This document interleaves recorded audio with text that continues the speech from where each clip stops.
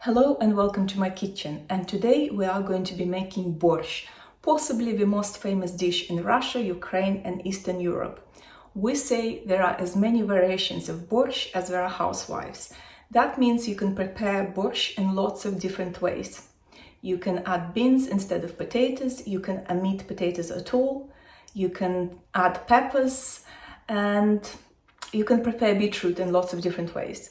So today I'm going to show you my way how we make borscht in my family. So let's start. So to prepare borscht you need quite simple ingredients, but the main one you need is a good quality stock. I prepared my stock yesterday with pork bones. You can use any kind of bones and even use vegetarian stock. I put bones, celery, carrot, onion and bay leaf with water and cooked on a slow heat for 4 or 5 hours. When the broth starts boiling, you remove the foam on the top. And you'll need vegetables for your borscht. Beetroot, I'm using one from my garden. Yes, still left from my autumn crop. It's a quite big beetroot. Try not to use cooked beetroot because it will change the color of your borscht. It will be brighter with fresh one. You will need an onion, 1 or 2 potatoes, carrot and cabbage. Today I have a spring cabbage. You can use any, but try using a firm variety. How many vegetables do you need? You can use as many as you like. You can use 2 potatoes, bigger cabbage, smaller cabbage. You can use a couple of carrots, it's up to you. The Ukrainian variety of borscht is thicker, so it's considered a good thing when you put a spoon in the middle and it doesn't fall. Russian variety is a bit thinner, so use how you prefer, but I'm going to just use 1 potato and a medium-sized cabbage. You'll also need some tomato sauce or passata and tomato puree. Instead of passata, you can use some chopped tomatoes. So we're going to start with preparing vegetables. We're going to grate carrot, beetroot and chop onions. So we're going to start with sautéing onions. And then we're going to add carrots and beetroots when the onions are soft.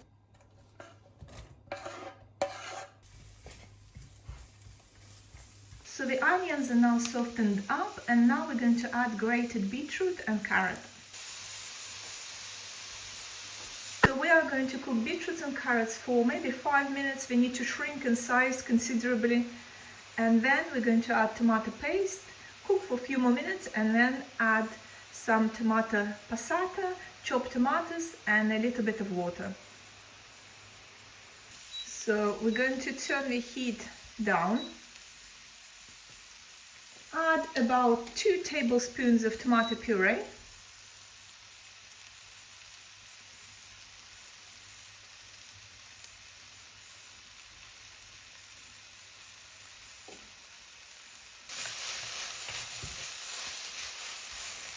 Followed by passata or chopped tomatoes.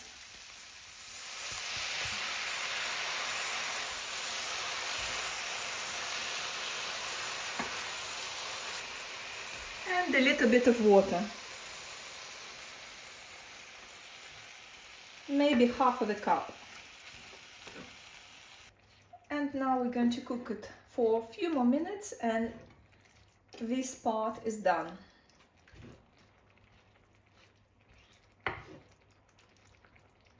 So now we're going to put our broth to boil and we're going to chop our potato and cabbage.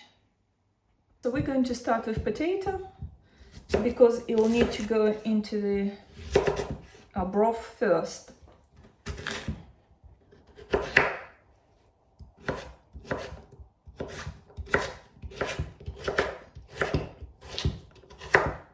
Just the small cubes like this. So potatoes can now go into our broth. And while our potatoes are cooking, we're going to chop cabbage. So when you add cabbage, depends entirely on how soft your cabbage is. This is a spring cabbage, which is quite a soft variety.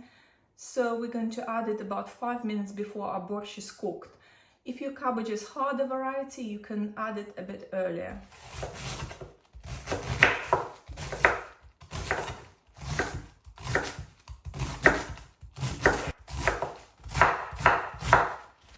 potatoes have cooked for about 10 minutes, and now I'm going to put beetroot and carrot mixture to it.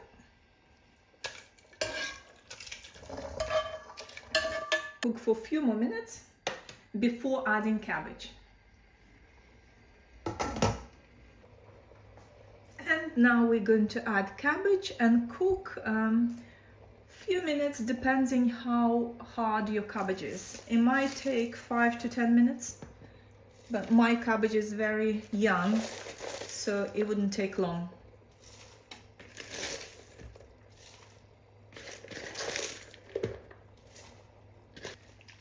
If you have meat left from making a broth, add meat to the borscht as well.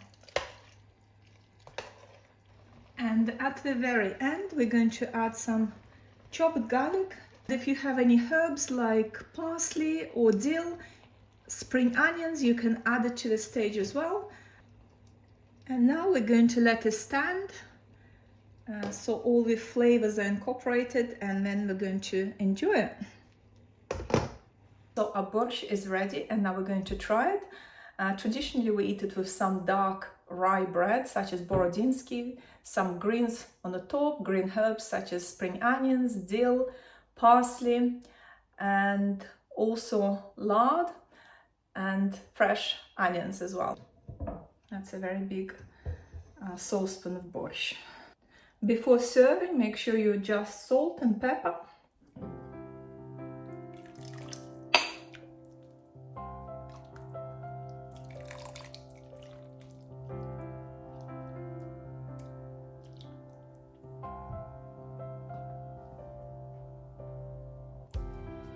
Of course, some sour cream.